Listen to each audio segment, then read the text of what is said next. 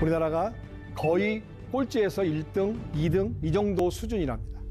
사칙 연산과 연결을 했습니다.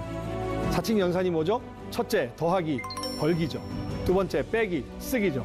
세 번째, 이제 불려야 되겠죠? 곱하기. 자, 이렇게 돈이 많이 모여졌다면 뭐 해야 될까요? 나눠야 되겠죠. 나눠. 그리고 마지막 한 가지가 더 있습니다. 여러분들이 정말 좋아하시고 많이 애용하시는 빌리기. 자, 그러면 로또 복권의 당첨 확률이 얼마일까요? 무려 814만 분의 1이라고 합니다. 첫 번째, 여러분이 63빌딩에 올라가서 뛰어내렸는데 안 돌아가실 확률. 오늘부터 우리 집에서 누구든지 10,000원짜리 이상의 물건을 살 때마다 서로에게 필요인지 욕구인지 견제하도록 하자라고 결의를 하시는 거예요.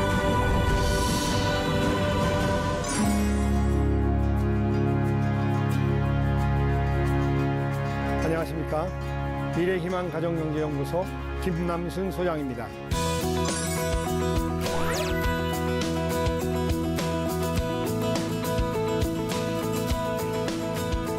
여러분, 요즘에 많이 힘드시죠? 왜 그럴까요? 우리가 금융을 너무 몰라서 많이 힘들다고 저는 생각합니다. 대한민국의 금융 문맹을 탈출해야 삽니다. 이번 시간에는 첫 시간으로 돈의 속성, 이 금융을 알려면 돈을 알아야 되는데 이 돈이 갖고 있는 그 속성을 완전히 정복해 드리도록 하겠습니다. 지난 코로나 2년 동안에 우리나라를 비롯해서 전 세계의 자산시장, 주식, 코인, 부동산 엄청나게 올랐습니다. 얼마나 올랐을까요? 거의 2배 또 그 이상 이렇게 폭등했습니다. 그래서 많은 사람들이 이렇게 관심을 갖고 있는데 오늘 여러분들에게 금융을 이해하기 위한 첫 번째, 그 돈에 대해서 갖고 있는 속성을 여러분들에게 말씀드리도록 하겠습니다. 첫째로 여러분들은 금융을 얼마나 많이 알고 계십니까?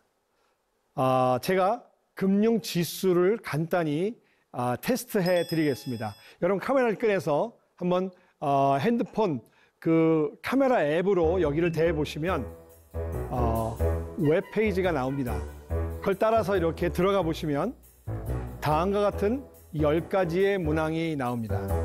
한번 여러분들 하나씩 해보시기 바랍니다. 우리가 금융을 알기 위해서 아주 기본적으로 알아야 되는 10가지 문항을 제가 준비했는데, 예를 들어서 이자의 개념을 이해하기 위해서 단리와 복리, 그 차이를 설명할 수 있습니까? 여러분들이 여러분 자녀나 또 아는 지인들을 대상으로 설명할 수 있어야 합니다. 두 번째, 표면금리와 실질금리. 세 번째, 저축과 투자의 차이. 네 번째, 예금과 적금의 차이. 의외로 이거 잘 모르시는 분들도 굉장히 많습니다. 주식과 채권의 차이, 주식과 펀드의 차이. 자, 보험을 우리가 많이 갖고 있는데 보장성 보험과 저축성 보험의 차이를 설명할 수 있을까요? 우리가 금융기관에다 돈을 맡기면 이자가 발생합니다. 그 이자에 대해서 나라에서 세금을 떼는데 이거를 이자 소득세라고 하는데 과연 몇 프로를 뗄까요?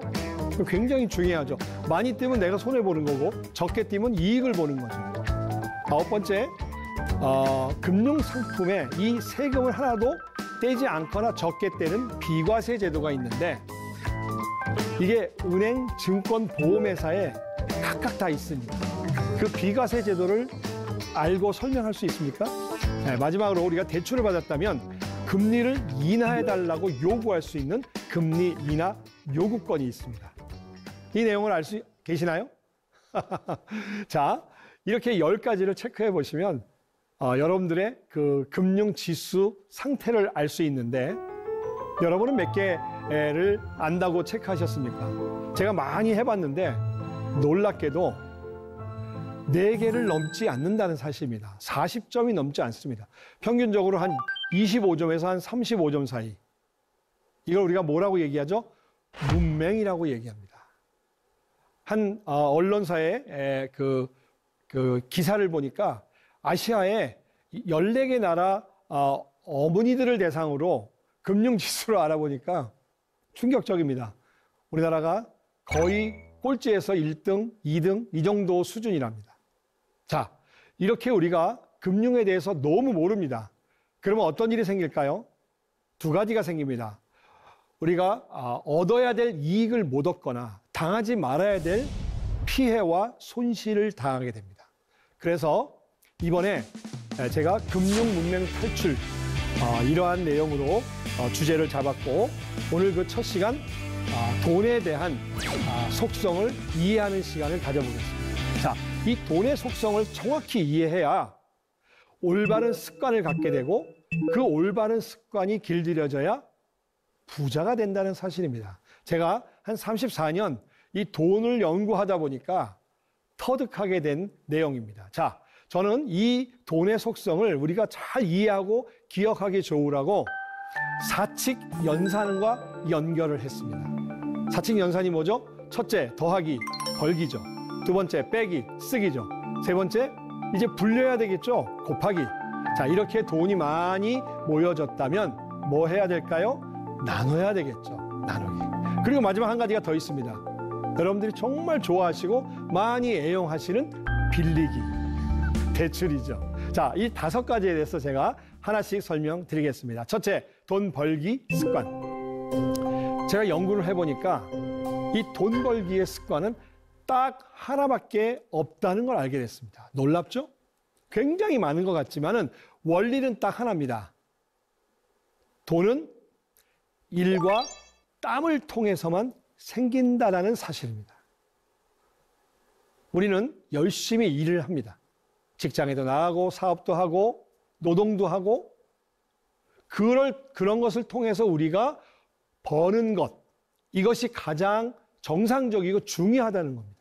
만약에 그렇지 않고 다른 방법으로 이렇게 노력하지 않고 버는 걸 우리가 뭐라 그러죠?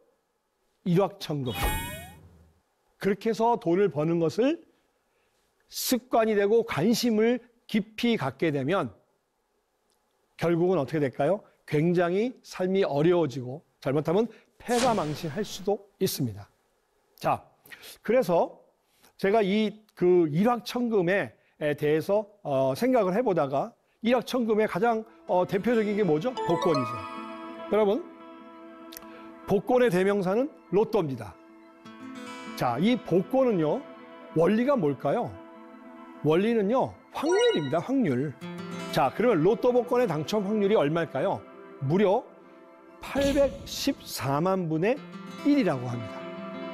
너무나 어마어마해서 잘 이렇게 계산이 안 되죠? 제가 쉽게 인터넷을 보니까 814만 분의 1이 이와 비슷하대요. 첫 번째, 여러분이 63빌딩에 올라가서 뛰어내렸는데 안 돌아가실 확률.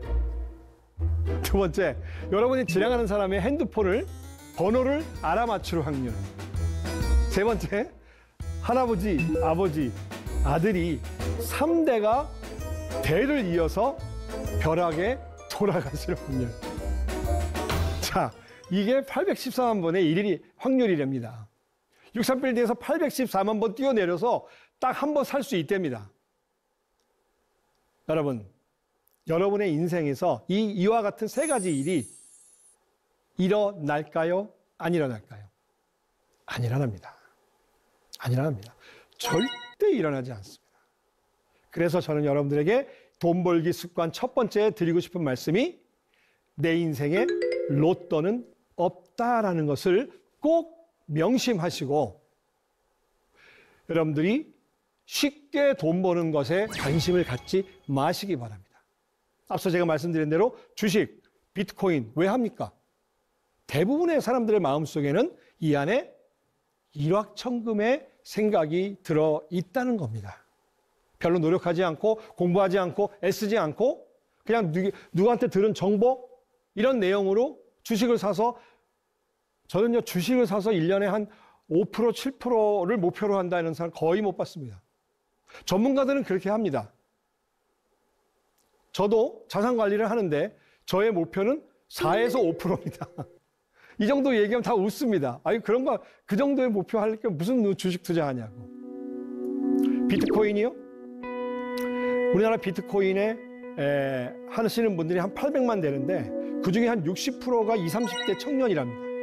왜 하냐고 물어봤더니 다들 이렇게 얘기하더라고요. 집값이 너무 올라서 내 월급으로는 집을 살 수가 없으니까 코인을 통해서 한 방에 5억, 10억을 내가 벌어서 집을 사고 싶다. 이런 게 가능하고 이런 게 쉽게 이루어진다면 누가 일하고 누가 직장을 다니겠습니까? 말이 안 되는 얘기죠. 그래서 돈에 대한 속성 첫 번째, 돈 벌기의 습관은 오직 돈은 일과 땀을 통해서만 생긴다는 이 명제를 여러분이 꼭 기억하시고 여러분의 자녀들에게도 꼭 알려주시고 습관이 되도록 하시기 바랍니다. 자, 두 번째, 이렇게 번 돈을, 이렇게 열심히 번 돈을 우리가 어떻게 써야 될까요? 전문가들은 버는 것보다 쓰는 것이 더 중요하다고 얘기합니다. 그래서 우리 속담에도 이런 게 있죠? 여기 한번 채워볼까요? 뭐같이 벌어서? 네, 개같이 벌어서 정성같이 쓴다. 이게 무슨 뜻이죠? 우리가 열심히 벌어야 된다는 얘기죠. 열심히 벌어서 쓸 때는 잘 써야 된다는 뜻이죠. 그래서 잘 쓰는 습관을 길들이는 것, 이것이 굉장히 중요한데 저는 오늘 여러분들에게 이 쓰기에 정말 놀라운 비법을 하나 공개합니다. 제가 이 내용을 거짓말 하나도 안 못해서 한 1000번도 더 강의한 것 같습니다. 잘 쓰는 습관을 길들이는 법, 비법 공개합니다. 필요냐, 욕구냐입니다. 그래서 이렇게 하는 거죠. 여러분들 가정에서 가족회의를 해서 이렇게 결의하는 겁니다. 자, 한번 들어보시기 바랍니다. 메모할 수 있으면 메모하세요. 오늘부터 우리 집에서 누구든지 10,000원짜리 이상의 물건을 살 때마다 서로에게 필요인지 욕구인지 견제하도록 하자라고 결의를 하시는 거예요. 저희 집에서는요, 이 결의를 한 지 8년이 지났습니다. 제가 작년에 노트북을 하나 한 7년 정도 쓴 노트북을 이렇게 이제 혼자 펴면 노트북을 열면서 자꾸 잔고장이 나더라고요. 그래서 혼잣말로 이랬습니다. 이거 오래돼서 하나 바꿔야 되겠나 보다 라고 얘기했더니 제 아들이 저한테 뭐라 그랬을까요? 아빠, 필요야, 욕구야? 저희 집에서는요, 물건을 함부로 못 삽니다. 왜요? 이거를 우리가 결의했기 때문에 뭘 살라 그러면 서로 이게 필요인지 욕구인지 견제가 들어오니까 절제가 되는 거죠. 여러분들 굉장히 꼭 필요한 것만 사신다고요? 그렇지 않을걸요. 자, 두 가지의 제가 예를 들어 드릴게요. 증거를, 반증을. 여러분 댁에 가시면 신발장 있죠? 신발장을 열면 신발이 들어갈 틈이 있을까요, 없을까요? 없습니다. 왜 없을까요? 너무 계속해서 많이 사서 그렇습니다. 자, 안방의 옷장은 닫으면 저절로 열립니다. 왜 열릴까요? 계속 사니까. 그런데도 저희 집에도 이제 여성이 2분 계십니다. 제 아내와 제 딸. 여성들은 옷장 앞에 서서 늘 하는 말이 있습니다. 뭐죠? 입을 옷이 없다 그럽니다. 헐벗습니까, 우리가? 대한민국에 제가 헐벗는 사람 거의 요즘 없습니다. 넘쳐납니다. 그런데 이것들이 꼭 없어서 필요한 것이라면 사셔도 됩니다. 하지만 이미 2개, 3개, 4개가 있다면 사실 때 좀 고민하고 사시란 얘기입니다. 이게 바로 원투입니다. 이 욕구적 지출을 줄이면 어떤 일이 생기는 줄 아십니까? 저는 이건 임상적으로 확인한 겁니다. 한 달에 적어도 놀라지 마십시오. 2 내지 30만 원이 절약이 됩니다. 한번 해보십시오. 제가 2011년, 12년 경기도 교육청에서 초청받아서 찾아가는 학부모 경제교육을 2년 동안 120개 학교를 했습니다. 정말 많은 어머니들에게 이 내용을 알려드렸는데 나중에 피드백이 오는 거예요. 소장님, 놀랍습니다. 왜? 이 필요냐 욕구냐 이거 하나 도입했는데 어떤 달에는 20만 원, 어떤 달에는 25, 30만 원이 절약이 되더라고요. 그게 뭘까요? 욕구적 지출이었다는 거예요. 아시겠죠? 자, 세 번째. 그래서 저는 여러분 집에 가훈이 이랬으면 좋겠습니다. 이 프로는 지금 없어진 건데 예전에 그 누구누구의 영수증 이런 프로 있었죠. 그 프로에 마치 가훈 같은 표가 있었습니다. 돈은 안 쓰는 거다. 여러분 돈을 어떻게 생각하십니까? 돈은 쓰는 거라고 생각하잖아요. 그 반대로 여러분들 생각하시면서 잘 지혜롭게 쓰시면 이것이 습관이 되면 굉장히 여러분들에게 놀라운 경제적 자유가 찾아올 것입니다.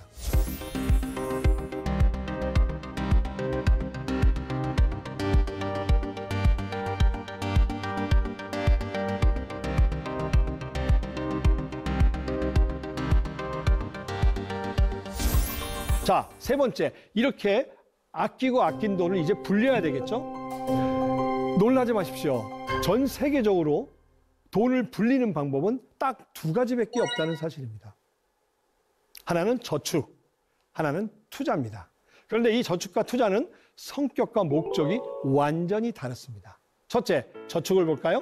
저축이라는 것은요, 안정성이 아주 높은 방법입니다. 즉, 원금이 보장되는 안전한 증식 방법이죠. 대표적인 게 은행의 적금, 예금 이런 것들이죠. 대신에 수익성은 어때요? 낮아도 너무 낮죠. 요즘에 뭐 1%, 2%? 너무 낮죠. 자, 두 번째는 투자입니다. 투자는 이 정반대입니다. 안정성은 없습니다. 원금 보장되지 않습니다. 여러분, 모든 투자형 상품은 원금이 보장되지 않습니다. 따라서 이것을 우리는 위험한 증식 방법이다. 여기서 위험이라는 것은 막 손실이 엄청나게 난다 이런 뜻이 아니라 원금에서 원금을 잃을 가능성, 이것을 위험이라고 우리가 표현을 합니다. 대신에 수익성은 좋을 수 있습니다. 높은 수익을 기대할 수 있습니다. 그래서 이것을 기대 수익률이라고 얘기합니다. 자, 그러면 요즘은 어떨까요? 요즘을 우리가 마이너스 금리 시대다 이런 얘기합니다. 무슨 얘기냐? 은행에다 저축을 하면 2% 이자를 받는데 물가는 4%입니다. 그러니까 이 마이너스 4 하면 마이너스 2. 이게 무슨 뜻이죠? 안정한 저축의 금리가 물가 상승률을 따라가지 못하기 때문에 1년이 지나면 내 돈은 마이너스가 되는 겁니다. 이것이 시간의 화폐 가치라고 얘기하는 건데 실질 수익, 내 돈의 가치가 줄어들고 있습니다.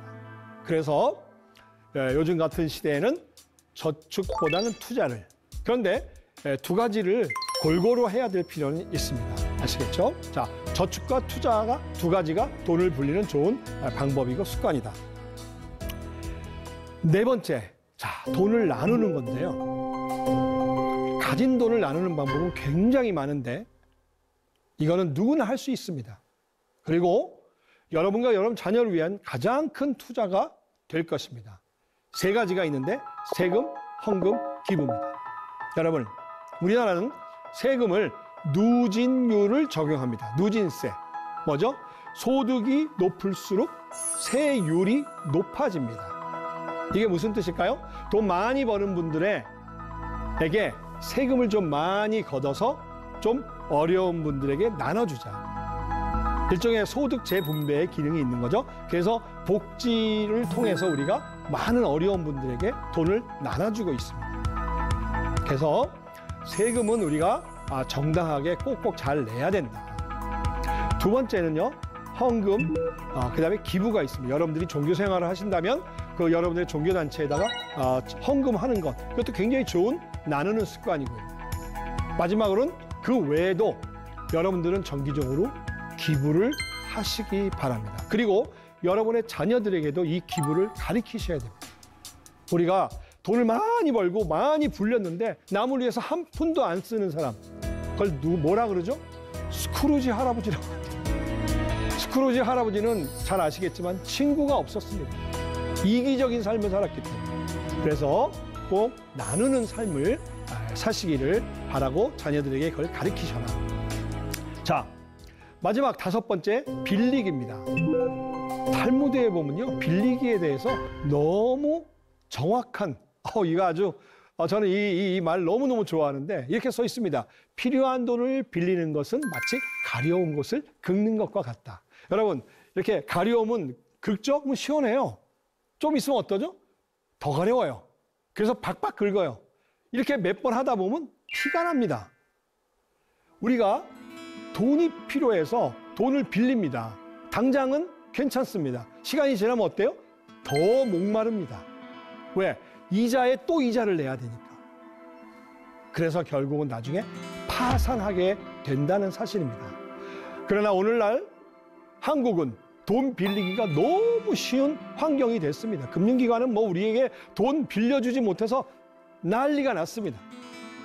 여러분, 대출 그렇게 어렵지 않습니다. 뭐 특히 뭐 직장 다니고 계시면 뭐 마이너스 통장, 신용대출 뭐 1억씩 대출을 해줍니다. 할부금에 3개월, 6개월, 뭐 36개월 뭐 원하면 얼마든지 할부해서 물건을 살 수 있습니다. 뭐 자동차, 뭐 테레비, 냉장고, 신용카드, 돈이 없어도 뭐 계속 긁을 수 있습니다. 이런 것들이 다 빌리기, 대출입니다. 그런데 이것은 경제적 자유를 저해하는 가장 치명적인 돈의 속성이라는 것을 기억하시고 돈을 빌릴 때 두 가지를 꼭 기억하시기 바랍니다. 첫째, 이것이 꼭 필요한 건지 10번, 20번, 50번 고민하고 빌리시기 바랍니다. 두 번째, 이 돈을 어떻게 내가 갚을 건지 이 상환에 대한 계획과 그 방법을 잘 연구하셔서 반드시 준비하고 상환하시기를 부탁드립니다. 자, 이렇게 돈이 갖고 있는 5가지 속성을 말씀드렸고요. 한 가지 제가 보너스로 더 말씀을 드리겠습니다.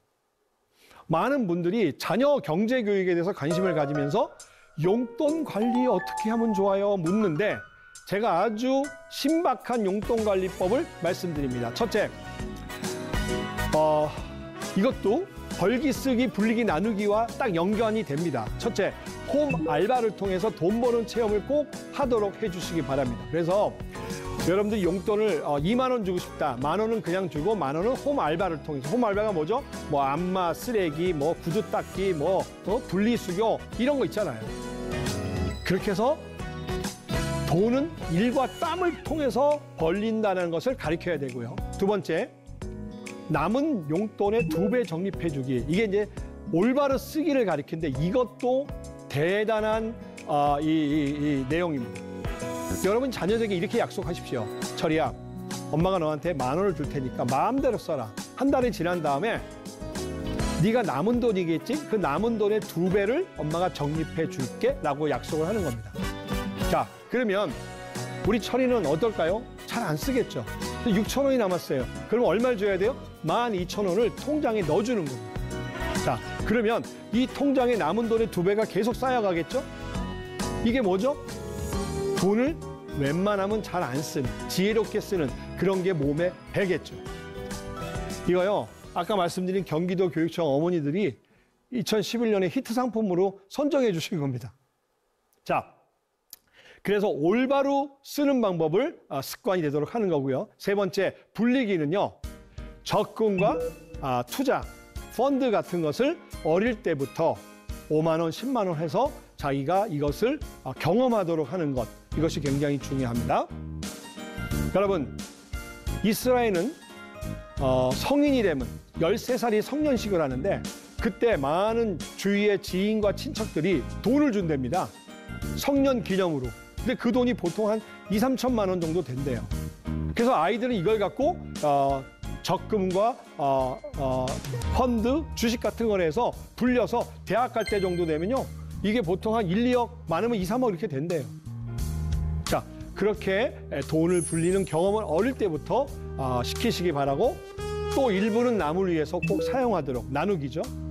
그리고 어떻게 주는 게 좋으냐? 정기적으로 일정한 금액, 매월 날을 정해서 마치 우리가 월급 받듯이. 그리고 반드시 용돈 기입장을 꼭 쓰도록 합니다. 이게 가계부금. 돈을 관리를 해야 되죠. 관리하는 것을 어릴 때부터 습관으로 꼭 길들여 주시기 바라고, 마지막 중요한 거, 성적과 용돈을 연관시키시면 큰일 납니다. 철이야, 100점 맞으면 엄마가 5만 원, 10,000원 줄게, 5,000원 줄게. 이 애는요, 공부를 돈을 위해서 합니다. 그러면 어떤 결과가 올까요? 돈 버는 기계, 동물이 될지도 모릅니다.